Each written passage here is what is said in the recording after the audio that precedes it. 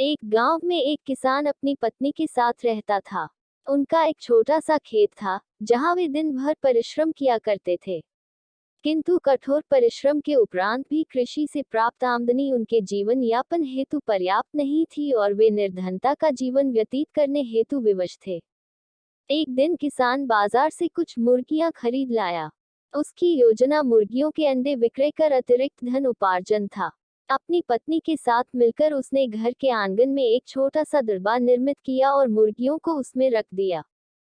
भोर होने पर जब उन्होंने दरबे में झांक कर देखा, तो आश्चर्यचकित रह गए।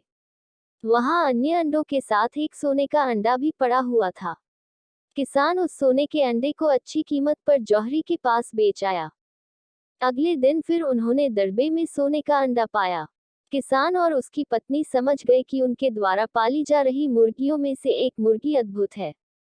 वह सोने का अंडा देती है।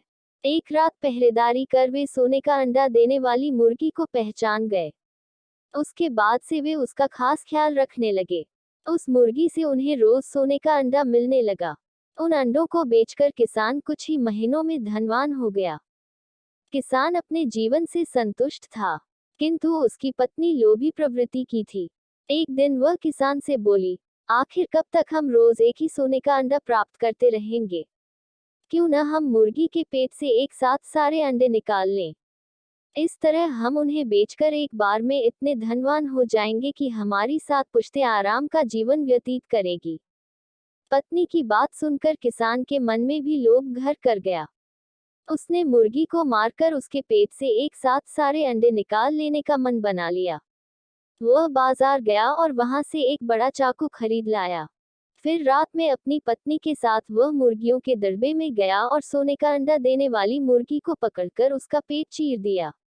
किंतु मुर्गी भीतर से सामान्य मुर्गियों की तरह ही थी। उसके पेट में सोने के अंडे नहीं थे। किसान और उसकी पत्नी अपनी गलती पर पछताने लगे। अधिक सोने के अंडों के लोभ में पड़कर वे रोज मिलने वाले एक सोने के अंडे से भी हाथ धो बैठे थे। सीख: लालच बुरी बला है। धन्यवाद।